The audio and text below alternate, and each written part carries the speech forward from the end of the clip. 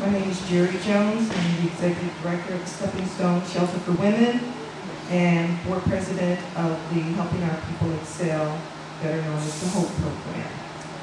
This testimony is written on behalf of Rebecca Williams, founder and director of Helping Our People Excel, HOPE, a culturally specific program on Michigan City's west side, directly across the highway from the Michigan City Lipscomb plant.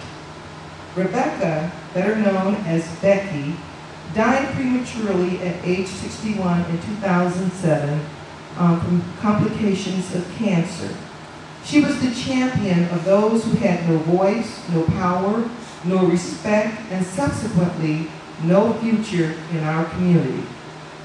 She was concerned about the economic, educational, racial, and environmental health of the African American and all people of the community. Becky was particularly concerned about the high cancer rate of minorities in Lakeland and the West Side area. She studied the impact of pollutants in the lakes and fish in that area. She was a courageous woman and willing to speak out